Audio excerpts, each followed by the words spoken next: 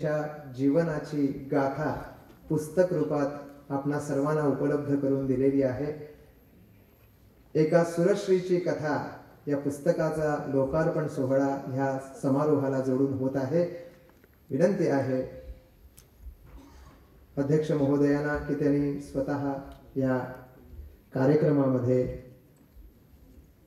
एका सुरश्रीची कथा या पुस्तकाचं राजा खेडेकर तुम्हाला विनंती की तुम्ही या पुस्तकाचं विमोचन करावं।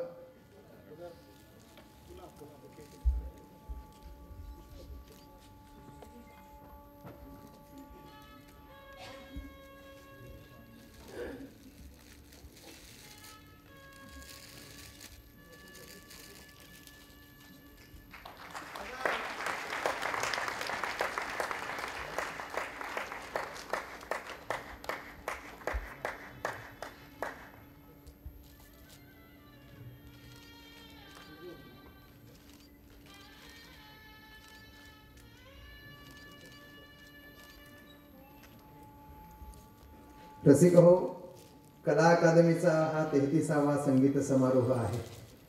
कला अकादमीचे अध्यक्ष आणि उपाध्यक्ष महोदय इकडे उपस्थित आहेत आणि म्हणून दोन गोष्टी साधायच्या होत्या। मान्यवरांचं स्वागत तर शब्दाने झालेलंच। विष्णुसूर्या वाघ यांनी एका सुरश्रीची कथा हे पुस्तक आपणाकरता लिहून दिलेलं। या सर्व गोष्टी करता, या संगीत समारोहाकरता या दोन्ही मान्यवरांना शुभेच्छांचे पुष्पगुच्छ आम्ही प्रदान करूया। विनंती आहे माननीय सिद्धिविनायकजी नाईक यांना की त्यांनी विष्णुसूर्या वाघ यांना हा शुभेच्छांचा पुष्पगुच्छ प्रदान करावा। तसंच या स्मृती संगीत समारोहात उपाध्यक्ष राजा खेडेकर तुम्हालाही सर्वांच्या वतीने हा शुभेच्छांचा पुष्पगुच्छ।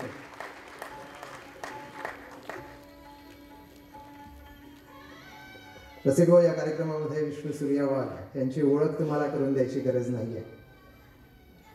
त्याला कोणी नाटककार म्हणतात, पण त्याला नाटककार म्हणावे तर तो कवी आहे, कवी म्हणावे तर तो पत्रकार आहे, पत्रकार म्हणावे तर तो राजकारणी आहे, राजकारणी म्हणावे तर तो व्यवस्थापन तज्ञ आहे, व्यवस्थापन तज्ञ म्हणावे तर तो लोकवेद तज्ञ आहे, तो नट आहे, संगीतकार आहे। त्याची रूपे अनेक आहेत, त्याचं व्यक्तिमत्व हे बहुआयामी आहे, पण प्रत्येक रूप आयाम परिपूर्ण आहे। अशा सर्व क्षेत्रातील व्यासंग असलेलं हे व्यक्तिमत्व आज कला अकादमीचे अध्यक्ष म्हणून ह्या कला अकादमीचा हा महोत्सव सांभाळत आहे। विनंती आहे श्रीमान विष्णुसूर्या वाघ यांना की त्यांनी या कार्यक्रमाच्या निमित्तानं आपले विचार व्यक्त करावे।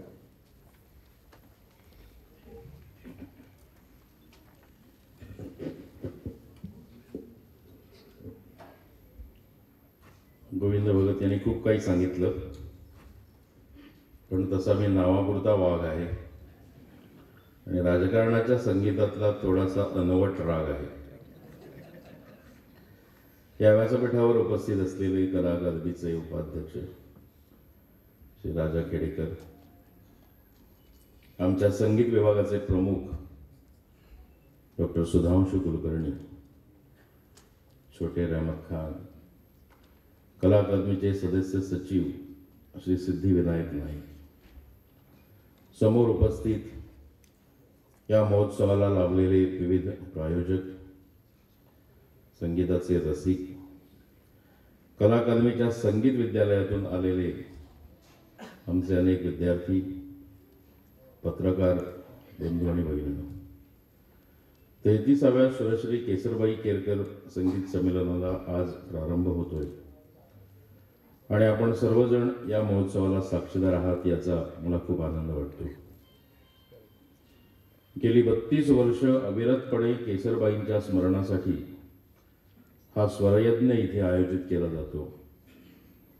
संपूर्ण भारतातली नामवंत अशी गायक, वादक, कलाकार मंडळी या समारोहामध्ये सहभागी होतात आणि हे मी आपल्याला वेगळं सांगायची गरज नाही की सुरश्री संमेलनाचा लौकिक आज राष्ट्रीय संगीत संमेलनाच्या पातळीवर जाऊन पोचलेला आहे।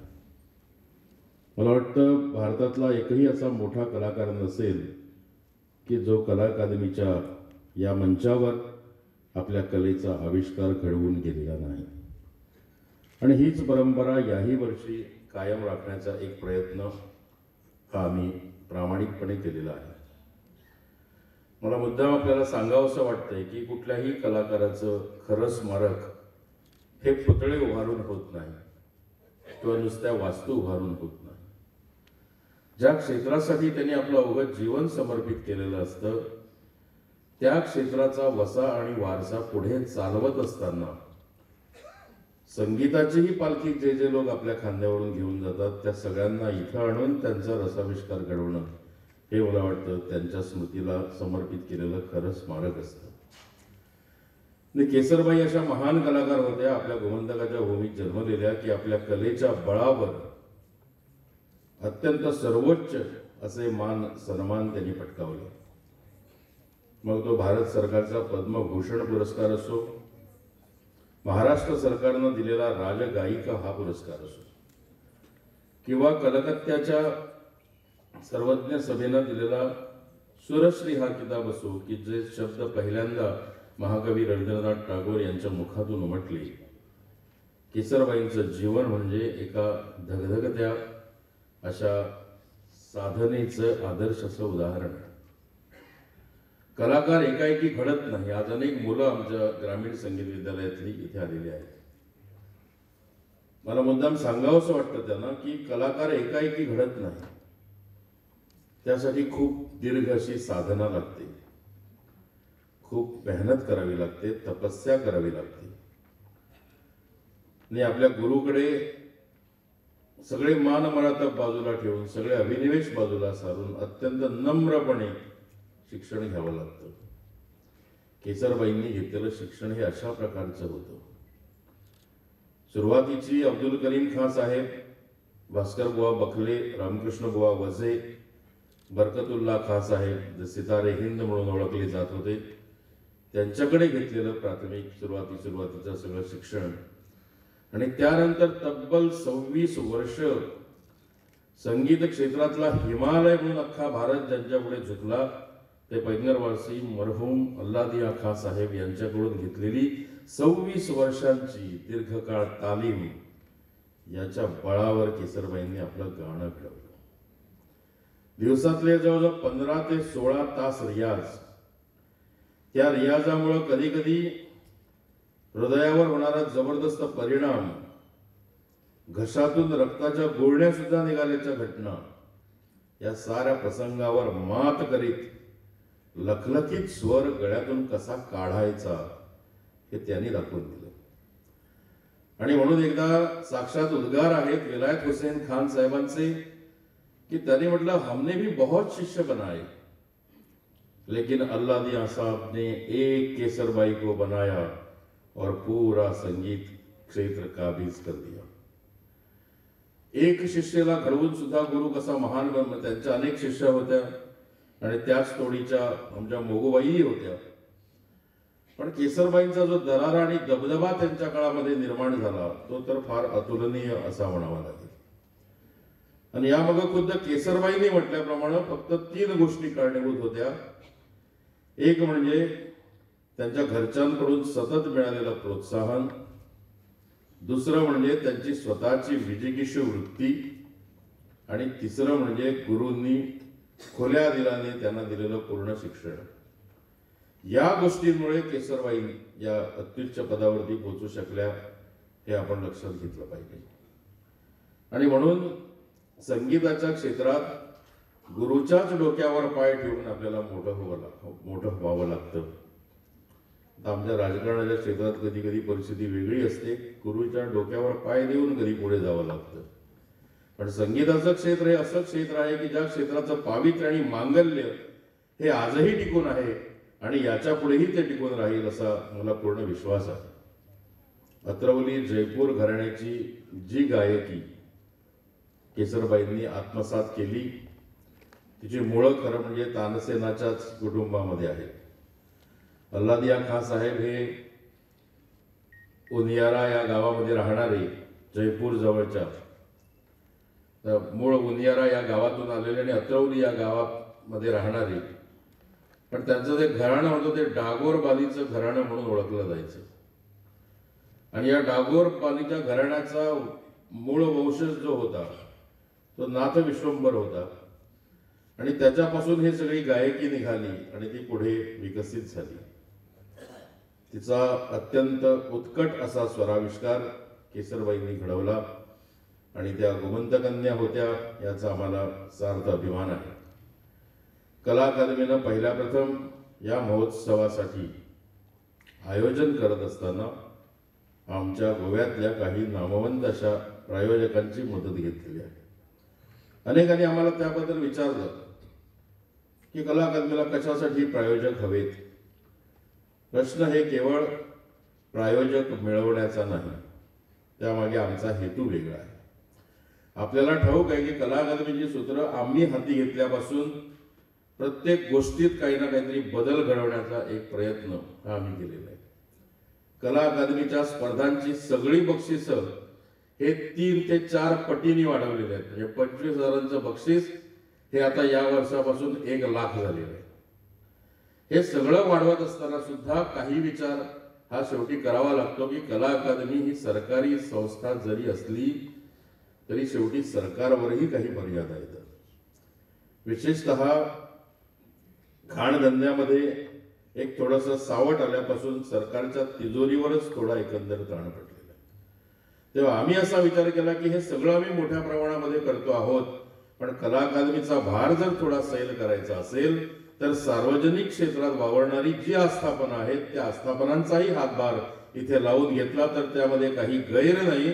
निदान आम्ही काही कॅसिनोकडून पैसे घेत नाही, जे चांगले प्रायोजक आहेत त्यांच्याकडूनच आम्ही घेतलेले आहे. आणि मित्रांनो, त्यासाठी मी अकादमीच्या वतीनं या सर्व प्रायोजकांचेही मनपूर्वक आभार मानतो. आपण आशीर्वाद देत आलाच आहात, तो याच्या पुढेही चालू राहावा. हे पुस्तक लिहून केसरबाईंच्या जीवनचरित्राचा थोडासा वेध घेण्याचा प्रयत्न मी केला आहे. दैनिक नवप्रभामध्ये रंगयात्री या नावानं माझं एक सदर येतं की आमचे उपाध्यक्ष सुशांत खेडेकर यांनीच मला सूचना दिली की त्याचं एक पुस्तक आपण का काढू नये. यानंतर एक पंडित जितेंद्र अभिषेकी यांचं जीवन, संगीत आणि त्यांची गायकी याच्यावरचं एक पुस्तक येत्या महिनाभरामध्ये येईल आणि त्याचं नाव असेल हे स्वरांनो जितेंद्र बाबा. या कार्यक्रमामध्ये मी पुन्हा एक वार आपणा सर्वांचं स्वागत करतो आणि ते थांबतो. धन्यवाद. धन्यवाद श्रीमान विष्णू सूर्या वाघ. रसिक हो, आजच्या या संगीत समारोहात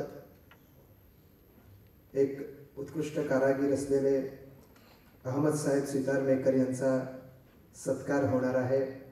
कारण अहमद साहेब सितारमेकर हे तानपुरा बनवणाऱ्यापैकी कलाकार आहेत, कारागीर आहेत. मिरज हे त्यांचं गाव आणि आपल्या कुटुंबाच्या वारशातून त्यांच्या पिढ्यानपिढ्या तानपुरा बनवण्यात, संगीत सेवा करण्यात व्यग्र आहेत. आणि ह्या कला अकादमीच्या वास्तूमध्ये गेली 25 वर्ष या संगीत समारोहातच नव्हे तर एकंदर कला अकादमीच्या सगळ्या संगीत क्षेत्रामध्ये ह्या अहमद साहेब सितारमेकर ह्या कारागिरांचं फार मोठं योगदान आहे. म्हणून तर त्यांचा कार्याचा गौरव आज कला अकादमी या स्मृती संगीत समारोहात करत आहे. सदाशिवजी कुलकर्णी यांना विनंती आहे की त्यांनी अहमद साहेब सितारमेकर यांना या व्यासपीठावर निमंत्रित करावं. रसिक हो, जोरदार टाळ्याने या कला संपन्न कारागिराचा आम्ही गौरव करूया. विष्णू सूर्या वाघ यांना विनंती आहे की त्यांनी अहमद साहेब सितारमेकर यांचा सर्वांच्या वतीने सत्कार करावा.